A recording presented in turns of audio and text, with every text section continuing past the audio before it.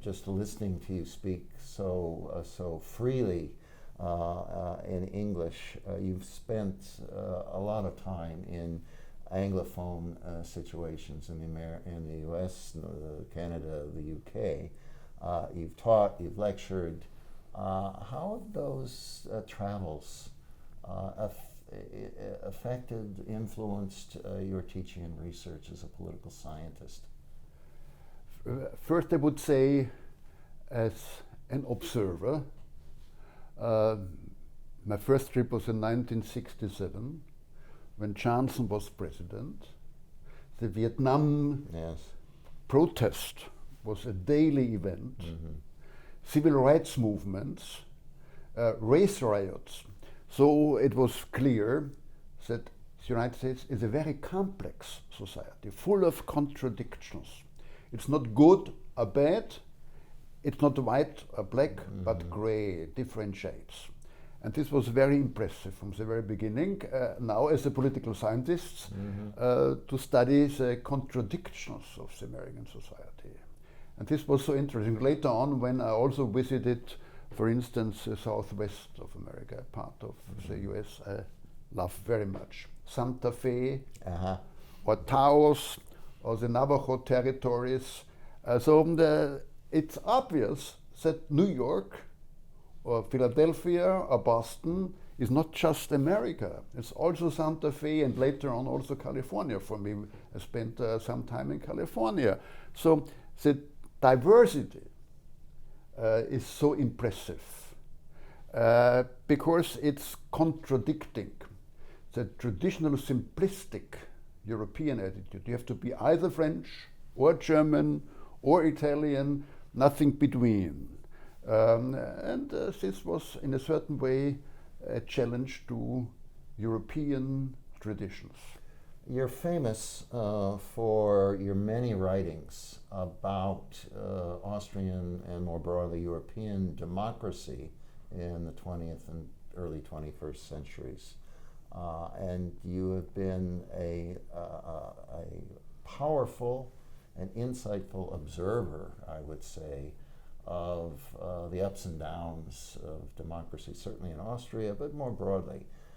Your observations of politics and the democratic system in America obviously different in many ways than what you've grown up with in Austria and seen develop since the 1960s, 70s as you practiced political science. How has that American experience and that understanding of America helped or hindered your understanding and your renderings of the system in Austria? I think I was strongly influenced by American political scientists. Mm-hmm. My first American political science professor was Hans Uhlau from Stanford, yes. who was teaching a class at the Vienna Institute mm-hmm. for Advanced Studies. And he asked us, what is democracy for you? And we said, the government of the people, by the people, for the people. And he said, it's a little bit simplistic, isn't it? Be more complicated. And then together, and also the style of teaching, mm-hmm. really collaborating with his students was also very impressive. Not the kind of distance that the traditional Herr Professor telling the truth to the students. Yes. So then we together developed a kind of understanding that democracy is also defined by the peaceful change of governments. And for instance, then that means going back to history and how many times a democratic administration was replaced by a Republican administration, and a Republican administration replaced again by a democratic administration, always peacefully. And this is democracy, and not just an abstract term, government of the people, for the people, by the people. So this was one lesson I learned by an American political scientist, who, by the way, was a German exile. Yes. Hans Uhlau came from Berlin, but also Austrian exiles in the United States, successful in social sciences, and for me especially Paul Natzachsfeld was so important. Paul Lazarsfeld, who was one of the founders of the Vienna Institute for Advanced Studies, and he always came once a year to just give one lecture. He was not teaching regularly here. By the time you were yes, in the yes, he was already on just short of retirement at Columbia University, and then also other. For instance, one of my academic friends in America is Andy Markowitz. Sure. Some years younger than I am, now professor at Ann Arbor, graduate from Columbia University, and he published a lot concerning the European attitude towards the United States. And this was very helpful for me to understand his. By the way, Andy Markowitz, despite being born in Romania, is the most American I know. He's really 100% American patriot, not maybe in the sense of Donald Trump, but in a different way, because he said for European elections, which other country would have been a model after 1945 but the United States, not the Soviet Union? You know, Markowitz's work has a invigorating mix of historical and political and social science elements in it. There's an interdisciplinary perspective, not in a rigorously formal methodological way, but in a kind of freewheeling sort of discussion. There are ongoing debates among American political scientists about approach, conceptualization, methodology, how much quantification, whether there should be more emphasis on institutions, and it keeps the discipline alive in the best sense. Sometimes the methodological debates get into, can turn into a sterile, the Germans like to say, Methodenstreit. And I know that in your experience, first of all, you were your first doctorate was in the law faculty in Vienna. Your training as a political scientist in the formal sense was in many ways after the law studies, particularly in the Institute for Advanced Study. You encountered Lazarsfeld at least occasionally. Professor Winter had come back from the United States.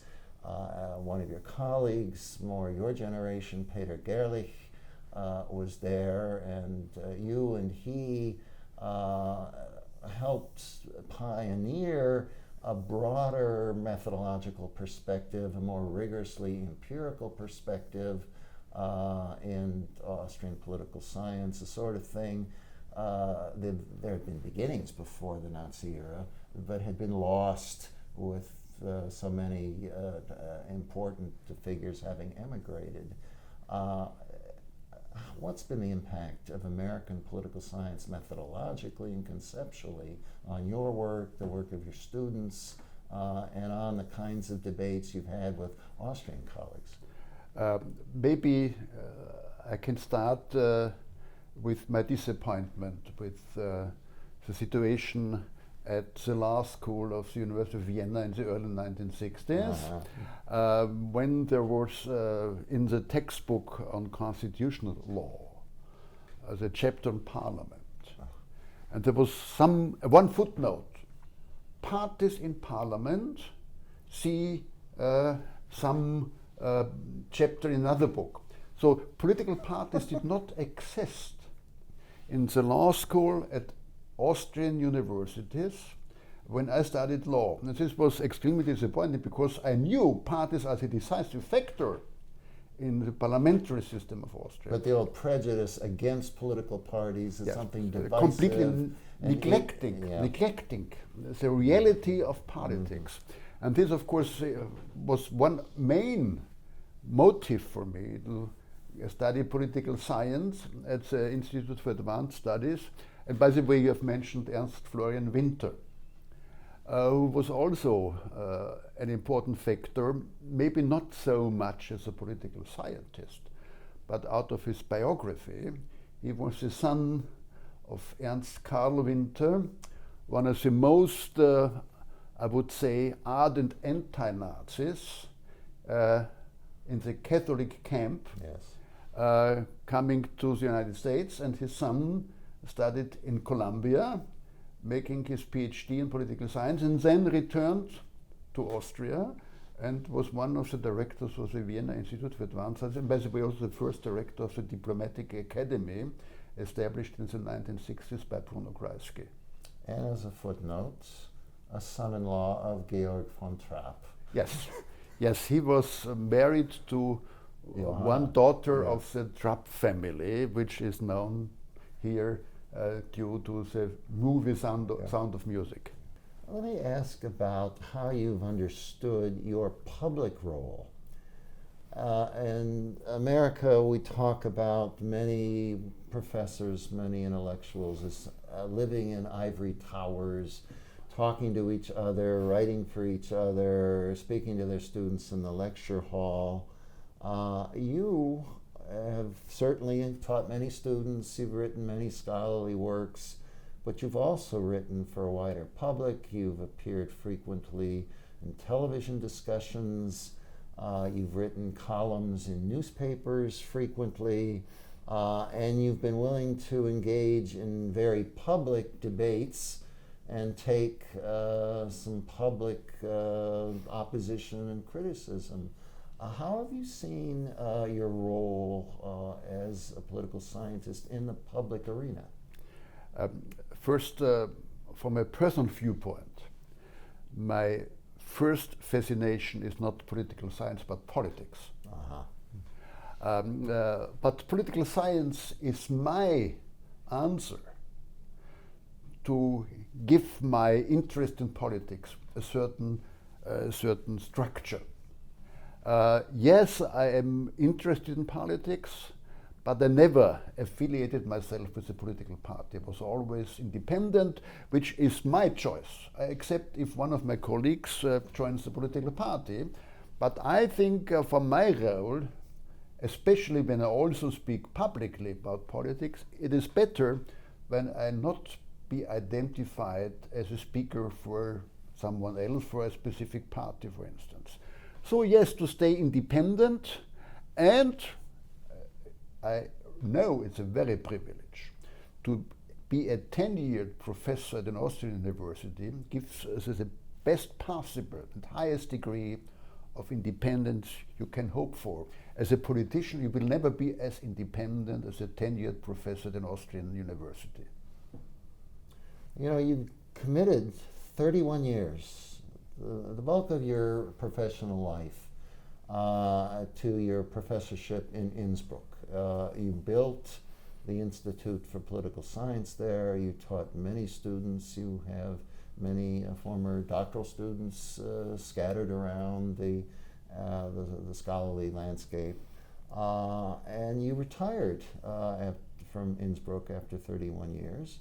And you started afresh with the Central European University in Budapest in a program in nationalism and contemporary politics. What was the attraction for you to make that change, and what opportunity did the CEU offer you that made the move an opportunity and also a risk worth taking as to whether it was going to work out?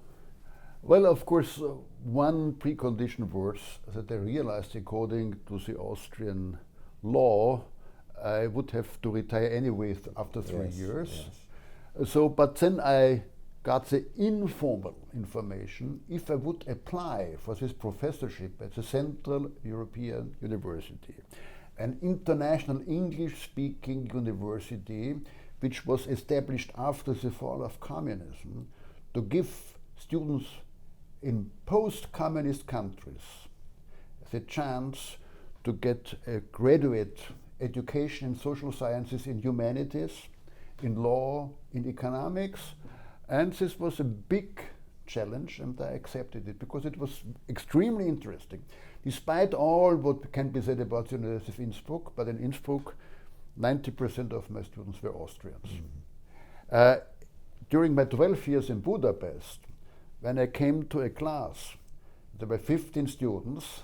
I realized they were coming from 12 different countries, speaking 8 different mother tongues, but everybody was speaking English as a second language. And this cosmopolitan atmosphere was fascinating. And this was the second reason, at the end the main reason, why I spent 12 years as professor at a Central European University. What about the intellectual life of the CEU compared to Innsbruck or to Munich or to the University of Chicago? The fact that it was not grounded in national schools of political science or history or literary criticism, that it was so thoroughly international. What difference did that make for you and your teaching? It made a difference on the one side, and it had maybe also this negative side. I was not forced to learn Hungarian because most of my students didn't speak Hungarian either, and 50% of the faculty didn't speak Hungarian either. Secondly, it was, of course, a very positive experience. One of my colleagues in the political science department was teaching how to deal with different conflicting national narratives. He was Serbian and invited me to teach a class of about 12 students coming from 10 different countries about the Austrian narrative, the contradictions of the Austrian narrative. And then we tried to compare the Serbian contradictions, the Austrian contradictions, the Russian contradictions, the Georgian contradictions, the Polish contradictions, the US-American contradictions, but among students were always also some US-Americans. Sure. So it was this cosmopolitan, transnational atmosphere. After spending beautiful 31 years in a more or less pure Austrian university, was a very great experience. I never was looking back. Well, you know, your openness, your flexibility, your healthy skepticism for tradition, conventional wisdom, and narrower scholarly traditions has informed so much of your work. It's opened up vistas in your work that are harder to find in the work of many other scholars. And for me, and I think many of your readers, many of your students, it's made your work such an important gift to so many of us. That certainly informed your lecture for the Botstiber Foundation several days ago. And I trust it will continue to inform your future work. Now that you're freed from scheduled class lectures, I expect to see a more productive writing as you go along. So it's been a wonderful pleasure to see you again and to have this opportunity to chat about your intellectual life and career and your visions of how to understand our world. So thank you so much. Thank you very much.